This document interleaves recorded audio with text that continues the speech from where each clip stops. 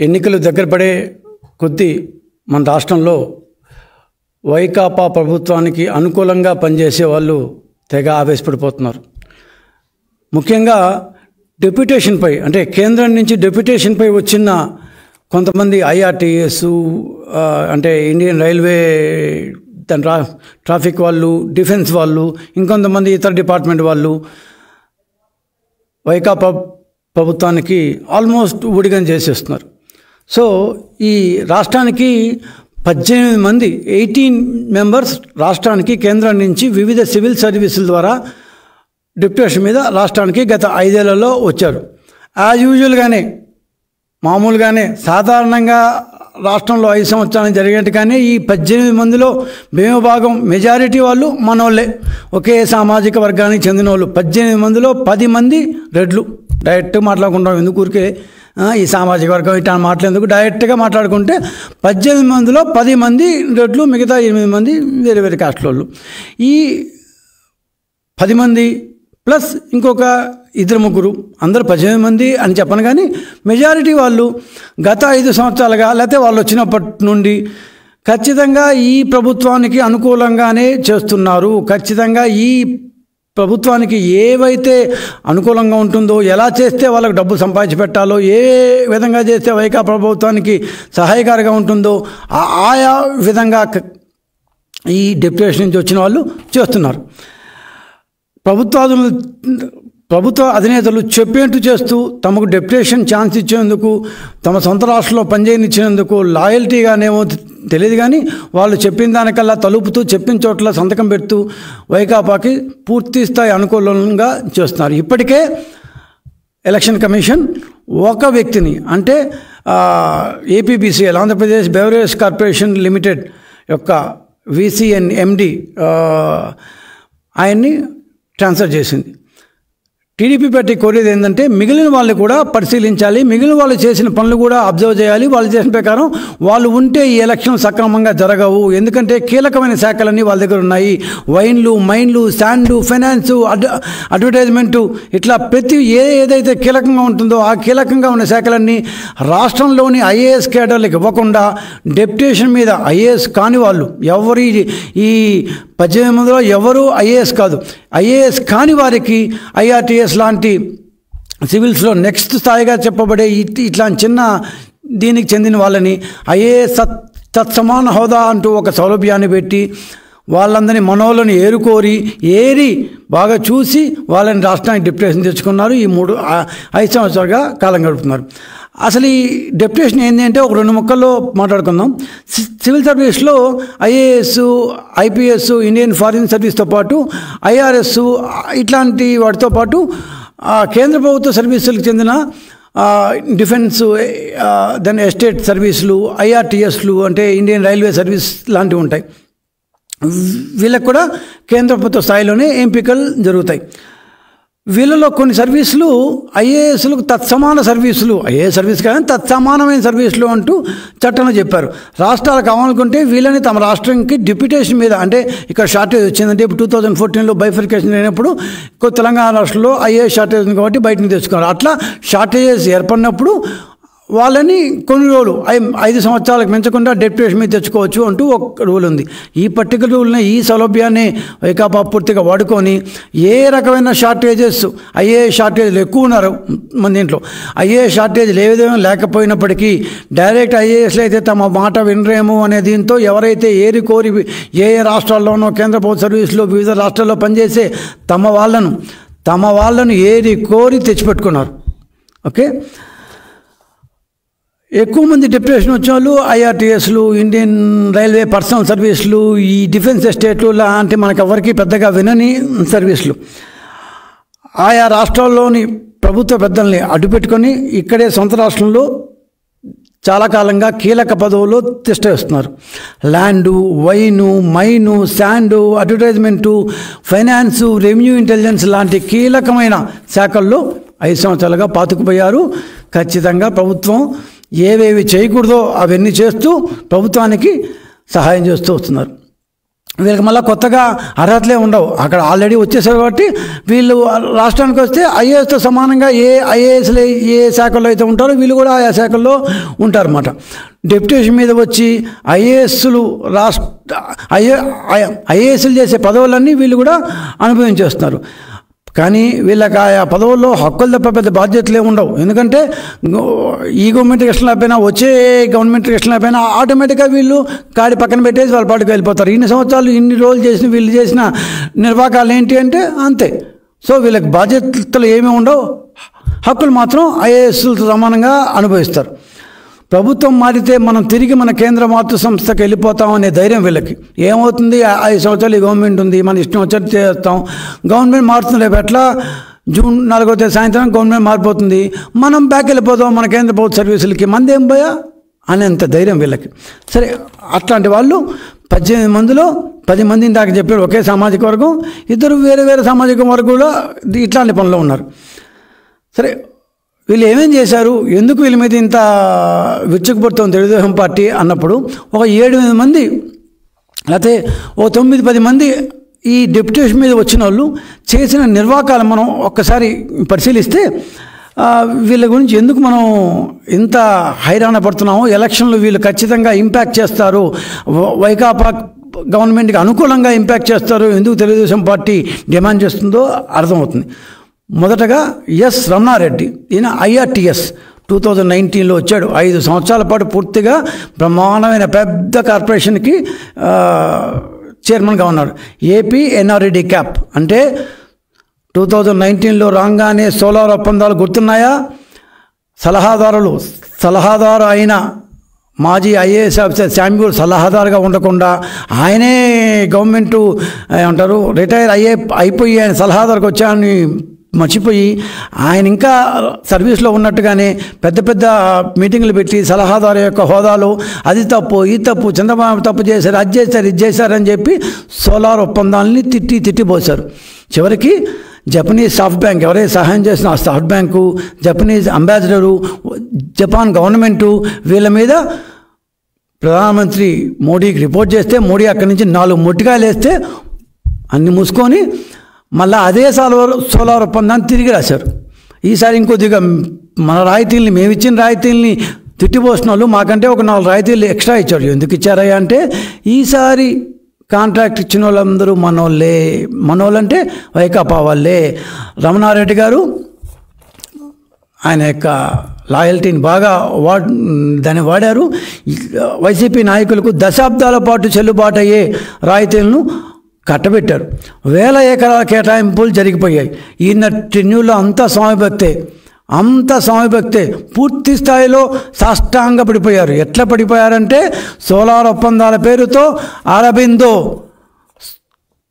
ఇండోసోల్ ఇట్లాంటి కంపెనీలకి లక్షల ఎకరాలు, దాదాపు 1,20,000 ఎకరాలు, ఒక కంపెనీకి సోలార్ ఒప్పందాల కోసం 70,000 ఎకరాలు, అరబిందోకి ఇంకో 30,000 ఎకరాలు, ఆ మొత్తం కలిసి 3-4 కంపెనీలకి 1,20,000 ఎకరాలు ఈ రమణారెడ్డి గారు కట్టబెట్టారు. ఇది వైకాపా పార్టీకి ఆయన చేసిన ఏమంటారు ఆయన్ని డిప్యూటేషన్ మీద తీసుకొచ్చేందుకు ఆయన చేసిన స్వామి భక్తి. 1,00,000 ఎకరాలు, 1, 2, 3, 4 కాదు, 1,00,000 ఎకరాలు కట్టబెట్టిన గనుడు రమణారెడ్డి. ఈయన ట్రాన్స్ఫర్ చేయకుండా ఉంచితే ఎలక్షన్ లోపల ఇంకేం చేస్తారు, ఇంకా చాలా ఉన్నాయి. ఇప్పటికేమేం చేయకుండా ఇంకా ఆయన లోపల ఉండి ఆ తర్వాత బయటపడతారు. ఎందుకంటే ఏది ట్రాన్స్పరెంట్గా చేయరు కదా. అందుకని ఖచ్చితంగా ఇతన్ని ట్రాన్స్ఫర్ చేయాలని చెప్పి టీడీపీ పార్టీ డిమాండ్ చేస్తుంది. రెండో వ్యక్తి ఏవి ధర్మారెడ్డి గారు. బహుశా ఈ పేరు అందరూ వినే ఉంటారు, చాలాసార్లు మాట్లాడుకున్నాం. తిరుమల తిరుపతి దేవస్థానం యొక్క ఈవో. గత 18 సంవత్సరాల్లో కాంగ్రెస్ గవర్నమెంటు రాజశేఖర్ గారు ఉన్నప్పుడు కాంగ్రెస్ గవర్నమెంటు, ఆ తర్వాత రోసయ్య గవర్నమెంటు, ఆ తర్వాత కిరణ్ గవర్నమెంట్లో కొన్నాళ్ళ అనుకుంటాను, ఆ తర్వాత మళ్ళీ జగన్ గారు గవర్నమెంట్. ఎప్పుడు వీళ్ళ గవర్నమెంట్ వచ్చినా కూడా ఎంబడే డిప్యూటేషన్ మీద వాలిపోతారు ధర్మారెడ్డి గారు. ఈయన ధర్మం ఈయనలో ఎంత ఉందో కానీ ఈయన మాత్రం పిల్ల కాంగ్రెస్, తల్లి కాంగ్రెస్ గవర్నమెంట్లో వాలిపోతారు. జగన్ గారు 2019లో రాగానే ఈయనే స్వయంగా ముఖ్యమంత్రి గారే స్వయంగా ఉత్తరం రాసి ఆయన లేకపోతే ఇక దేవస్థానం మొత్తం ఆగిపోతుంది, దేవుణ్ణి చూడడం మానేస్తారు, అసలు భక్తులు ఇంకా చెప్పాలంటే గుడి మూసేయాల్సి వస్తుంది అన్న టైప్లో లెటర్ రాస్తారు. గత 18 సంవత్సరాల్లో 9 సంవత్సరాల పాటు ఈ రాష్ట్రంలో డిప్యూటేషన్లో ఉన్నారు. ఆయన ఈ రాష్ట్రానికి కేటర్కి చెందినాడో లేకపోతే అదేదో డిఫెన్స్ ఎస్టేట్ కేటర్కి చెందినాడో ఆ హోంశాఖ వాళ్ళే అర్థం చేసుకోవాలి. తీసుకుంది వాళ్ళ కోసం పనిచేసేది నెత్తిన రుద్దింది మా మీద. మాకేం కర్మయ్యా, ఏమి డిఫెన్స్ ఎస్టేట్లో గదులు కాస్తున్నారా? మీరు తీసుకొని 9-10 సంవత్సరాల పాటు మా మీద వస్తారా? వచ్చే నెల 14వ తేదీన మే 14వ తేదీన ఆయన రిటైర్ అవుతున్నారు. Is getting retired. అదే తిరుపతిలో వెంకటరమణారెడ్డి గారు అనుకుంటాను కలెక్టర్గా ఉన్నాడు. ఆయన కూడా 2-3 నెలల్లో రిటైర్ అవుతారంటే ఎలక్షన్ కమిషన్ ఆయన ట్రాన్స్ఫర్ చేసింది కలెక్టర్గా. మరి ధర్మారెడ్డిని ఎందుకు చేయరు? ధర్మారెడ్డి ఏమైనా అతీతుడా? ధర్మారెడ్డి దాని డిఫెన్స్ ఎస్టేట్ అనే ఒక పొజిషన్ ఏమన్నా భారతదేశంలో ఉన్న పొజిషన్ అన్నిటికన్నా గొప్పదా? కొత్తగా ఆయన కొమ్ములు వచ్చాయా? ఆయన లేకపోతే ఏమన్నా గుడి మూసేస్తారా? లేకపోతే వెంకటేశ్వర స్వామి దర్శనం ఇవ్వమని చెప్పి అలుగుతారా? ఏమీ లేదు. మనోడు కాబట్టి మనకన్నీ చేస్తున్నాడు కాబట్టి ఒకటి ఏమేం చేస్తాడో 1-2 ముక్కలు చెప్తాను. సెప్టెంబర్లో ఇప్పుడు ఎమ్మెల్యేగా ఉండి ఇప్పుడు ఎమ్మెల్యే ఇప్పుడు చైర్మన్గా ఉండి ఆయన కొడుకు పోటీ చేస్తున్న కాన్ఫ్లిక్ట్ ఆఫ్ ఇంట్రెస్ట్ అంటారు. ఆయన చైర్మన్, ఆయన కొడుకు అదే ప్రదేశంలో ఎమ్మెల్యేగా పోటీ చేస్తారు. ఆయన చైర్మన్గా ఉంటారు. దేవుడి కొరక ఈ ప్రభుత్వంలో ఇట్లాంటి వింతలు చాలా జరిగిపోతుంటాయి అన్నమాట. సో అట్లాంటి చైర్మన్ గారు సెప్టెంబర్లో రాగానే 1, 2, 3, 4, 10, 50 కాదు 1223 కోట్ల రూపాయలు బడ్జెట్తో సంబంధం లేకుండా ఏమాత్రం 300 కోట్ల రూపాయలు ఇంజనీరింగ్ బడ్జెట్ ఉంటే ఈయన అప్పటికప్పుడు ఆ 300 కోట్లని కాకుండా అదనంగా 1233 కోట్ల రూపాయల కాంట్రాక్టులను కరుణాకర్ రెడ్డి గారికి ఇష్టమైన వ్యక్తులకి దారాదత్తం చేశారు. మీ నాయన సొమ్మనా మా నాయన సొమ్ము దానం చేస్తావు ధర్మారెడ్డి గారు? దేవుడి సొమ్మయ్య అది, భక్తుల సొమ్మయ్య అది. భక్తుల సొమ్ము నీ ఇష్టం వచ్చినట్టు ఏమంటారు అప్రూవల్ కూడా తీసుకోకుండా ఎట్ట దానం చేసావు? అట్లాంటి వ్యక్తి ఈరోజు కూడా దేవస్థానం ఉండడమే కాదు ముఖ్యమంత్రి గారు స్వయంగా రాజ్నాథ్ సింగ్ గారికి మార్చి 14వ తేదీన మార్చి 12వ తేదీ అనుకుంటాను లెటర్ రాశారు. ఈయన లేకపోతే సమ్మర్ అంతా కష్టమైపోతుంది, దేవస్థానం చాలా కష్టం, సమ్మర్లో వచ్చే రష్కి ఈయన ఉంటేనే ఏమంటారు గుడి రన్ అవుతుంది, ఫంక్షన్ అవుతుంది, ఈయన లేకపోతే గుడి మూసేయాల్సి వస్తుంది. నాకు మాట చెప్పాల. అందుకని ఈయనకి ఎక్స్టెన్షన్ ఇవ్వాలి, ఇంకొక 6 వారాల పాటు ఎక్స్టెన్షన్ ఇవ్వాలి అంటూ రాశారు. సో ఇట్లాంటి ఏమంటారు దేవుడి కన్నా గొప్ప అయిన వ్యక్తులు దేవస్థానంలో ధర్మారెడ్డి గారు. ఈయన ఎందుకు ట్రాన్స్ఫర్? ఖచ్చితంగా ఈయన ఇమ్మీడియట్గా ట్రాన్స్ఫర్ చేయాలని తెలుగుదేశం పార్టీ ఈ సీన్ డిమాండ్ చేస్తోంది. 3వ వ్యక్తి వాసుదేవరెడ్డి గారు. దేవుడి దయ వలన ఒక 4 రోజుల క్రితమే ఈ వాసుదేవరెడ్డి గారిని ట్రాన్స్ఫర్ చేశారు. ఈయన IRTS Indian railway traffic service చెందిన ఆయన 2019లో వచ్చారు. 5 సంవత్సరాల పాటు ఉన్నారు. మద్యం ద్వారా ఈ 5 ఏళ్లలో 1,25,000 కోట్ల రూపాయలు సంపాదించింది గవర్నమెంటు. వాళ్ళు వేసిన కమిషన్లు కాకుండా కేవలం ఖజానాలోకి వచ్చిన డబ్బు మాత్రమే చెప్తున్నాను నేను. ఇంకా బయట ఇంకా 2 లక్షల కోట్ల దాకా వచ్చింది. 1,25,000 కోట్లు కేవలం వాసుదేవరెడ్డి గారి వల్లే వచ్చాయన్నమాట. ఈ వాసుదేవరెడ్డి గారు IRTS 2009 బ్యాచ్. ఆయన ఎంత స్వామి భక్తిపరుడు అంటే రాష్ట్రంలో ఆయనకు తెలుసో తెలియదో కానీ 3,000 మంది మరణాలకు కారణమయ్యాడు. పరోక్ష కారణమో ప్రత్యక్ష కారణం కాకపోవచ్చు, పరోక్షంగా 3,000 మంది మరణాలకు ఆయన కారణమయ్యాడు. నాసిరకం మద్యం తయారీ, దానికి సరఫరా, మద్యం అనేదే తప్పు. ఆ మద్యంలో కూడా కడుపులో యాసిడ్లు పోసి తిప్పేసి చచ్చిపోయి కొన్ని 100,000 మంది 3,000 మంది చచ్చిపోయారు. నిన్న చంద్రబాబు నాయుడు గారు నిన్ననే మీటింగ్లో కూడా చెప్పారు. అట్లా 3,000 మంది మరణాలకు పరోక్షంగా కారణం అయిన వ్యక్తి. రాష్ట్రంలో ఎవరు డిస్టిల్లరీలు పెట్టుకున్నా బలవంతంగా లాక్కోవడానికి సహకరించిన వ్యక్తి. APBCL chairman vice chairman cum MD.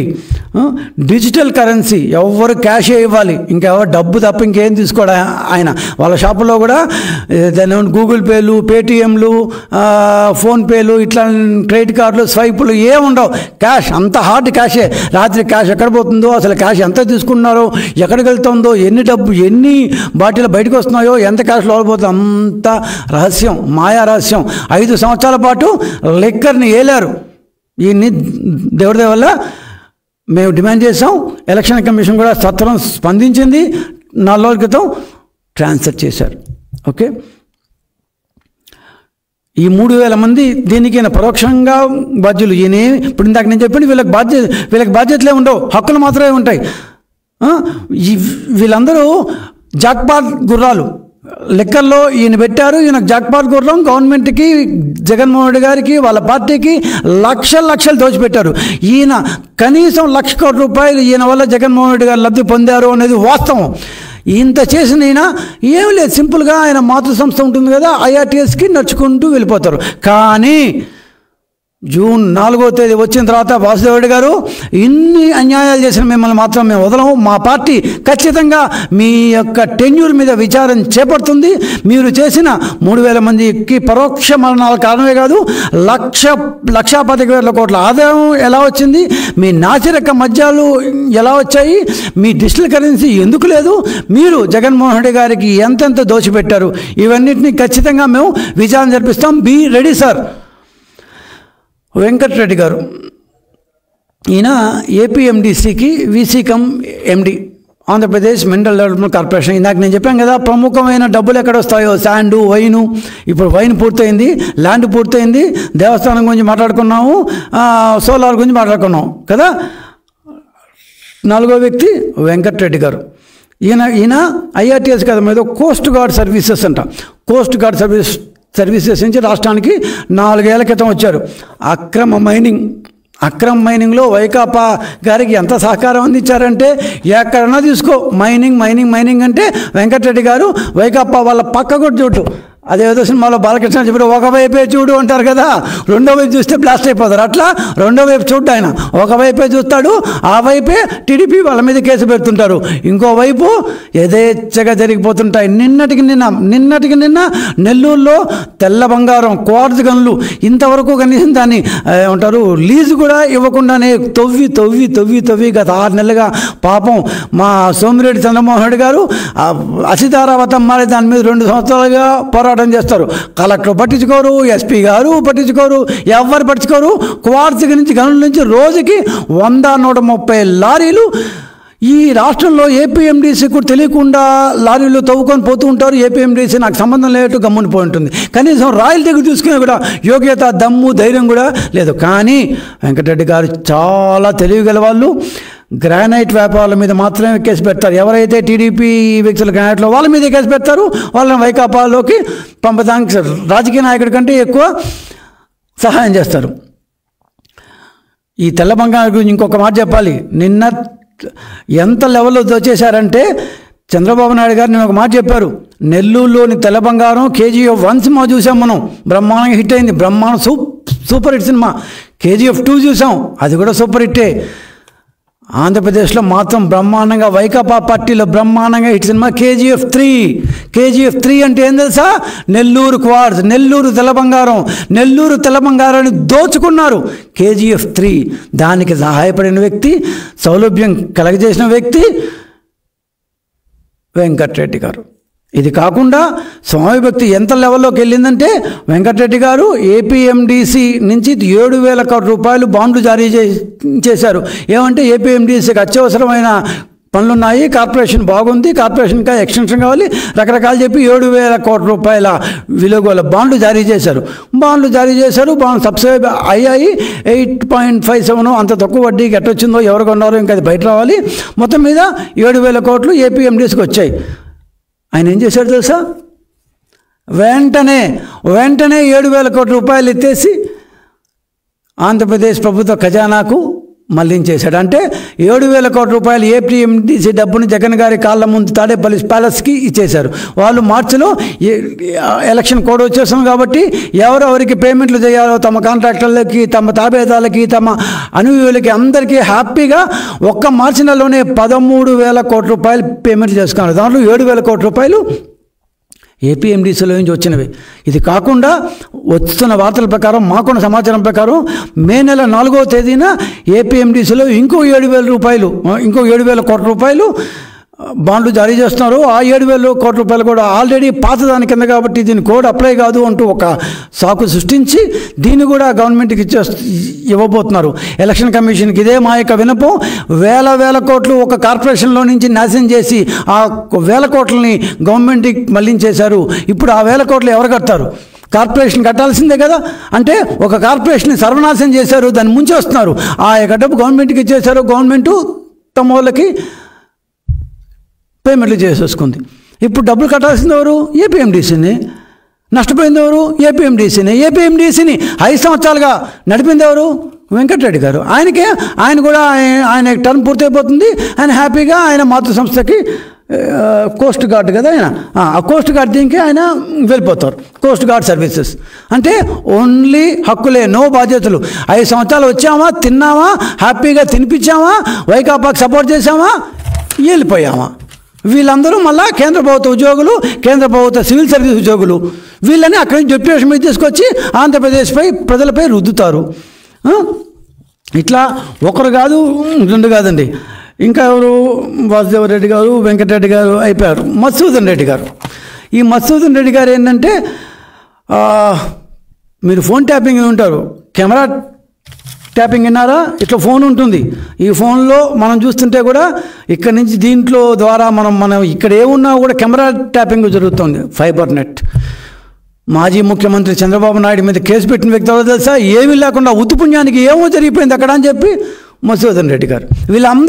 వీళ్ళందరూ డెప్యుటేషన్ మీద అక్కడి నుంచి ఇక్కడికి వచ్చి ఇక్కడ రాష్ట్రాన్ని ఎక్కడైతే డబ్బులు వస్తాయో, ఏమేం చేస్తాయో, ఎక్కడైతే ప్రతిపక్ష నేతల మీద కేసులు పెట్టవచ్చో అట్లాంటి వాటిల్లోనే ఈ మనోళ్ళందరూ ఉంటారు. మనోళ్ళు అంటే తెలుసు కదా, వీళ్ళే ఉంటారు.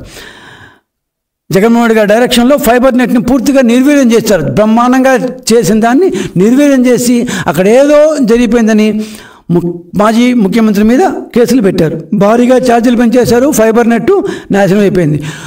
ఇంకా ఏం చేశారయ్యా అంటే రామ్ గోపాల్ వర్మ లాంటి వ్యూహం అనే సినిమా తీశారు. దాన్ని ఫైబర్ నెట్లో రిలీజ్ చేసుకున్నారు. బయట ఎవరు జేకే పాపను బాగలేదు, చూసిన పాపను బాగలేదు. సో ఫైనల్గా అంటే దీంట్లో వేసుకున్నారు ఫైబర్ నెట్. దీనికి మనకు వచ్చింది వాళ్ళ ఫైబర్ నెట్. చిలకల రాజేశ్వర రెడ్డి గారు, రెవెన్యూ ఇంటెలిజెన్స్. ఈయన ఐఆర్ఎస్ ఆఫీసర్ అండి. ఈయన రెవెన్యూ ఇంటెలిజెన్స్ అన్నారు.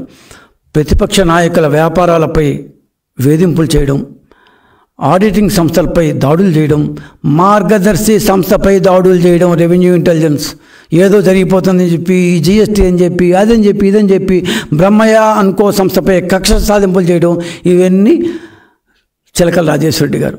అంటే ఒక్కొక్కరు ఒక్కొక్క ఏమంటారు కీలకమైన శాఖను తీసుకున్నారు. ఆ కీలకమైన శాఖలో ఎవరో వస్తారో, ప్రతిపక్షాలు చెందిన ఎవరు ఉంటారో వాళ్ళ మీద దాడులు చేయడం, లేదంటే డబ్బు సంపాదించేలా వాళ్ళకి సౌలభ్యం కలగజేయడం. తుమ్మా విజయ్ కుమార్ రెడ్డి గారు ఐఎన్పిఆర్ అండి, ఐఏఎస్ అని ఇండియన్ ఇన్ఫర్మేషన్ సర్వీస్. రాష్ట్రంలో ఎవ్వరు లేరు పాపము. అసలు ఐఏఎస్ అక్కడి నుంచి ఇక్కడ తుమ్మా విజయ్ కుమార్ రెడ్డి గారు వస్తే కానీ ఇండియన్ ఇన్ఫర్మేషన్ జరిగిన తుమ్మా విజయ్ కుమార్ రెడ్డి గారు ఇక్కడికి వస్తే కానీ ఏమీ చేయలేరు. రాష్ట్రంలో ఉండే వాళ్ళు ఎవరు పనికిరారు.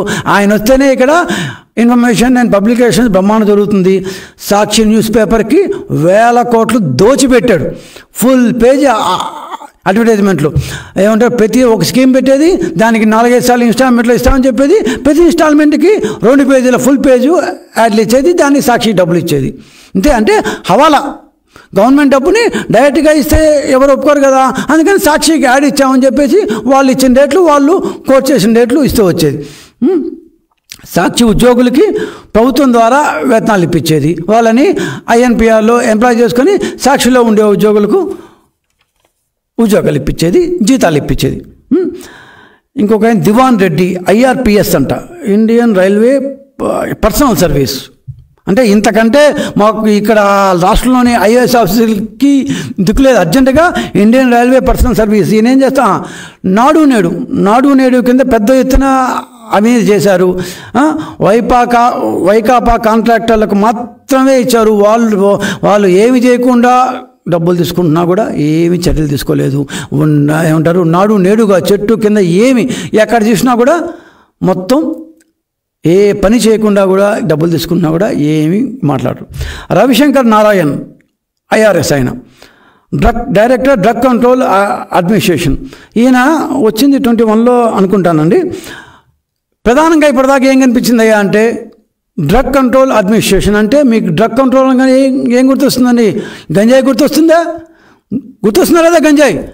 గంజాయి పడి గంజాయి పోతూ ఉంటుంది. వైజాగ్ నుంచి మొన్న ఫస్ట్లో మనం ఎక్కడన్నా పట్టుకుంటే అబ్బా అందరం ఏమంటారు, ఆ రోజంతా మాట్లాడుకునే వాళ్ళం, ఫస్ట్ పేజ్లో వచ్చే అన్నింటిలో. ఇప్పుడు రోజువారీ జరిగిపోతుంది అది.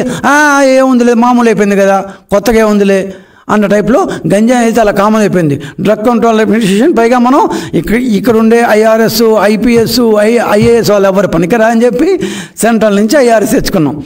ఈయన చేసిన ప్రముఖమైన పని ఏంటంటే మాజీ మంత్రి నారాయణ గారి ఇంటి మీద నెల్లూరులో దాడి చేశారండి. ఎందుకు దాడి చేశారయ్యా అంటే ఆయన స్కూల్ పెట్టుకున్నారు, ఆయన హాస్పిటల్ కూడా ఉంటే ఆయన డ్రగ్ కంట్రోల్ కోసం ఆయన ఇంటిపై దాడి చేశారంట. ఒకవేళ నిజంగా దాడి చేసిన హాస్పిటల్పై దాడి చేయాలి, కానీ ఆయన ఇంటిపై దాడి చేసి గందరగోళం చేశారు. సరే, ఇప్పటికే చాలామంది చెప్పినట్టున్నాను, ఇంకొక పేరు చెప్తానండి.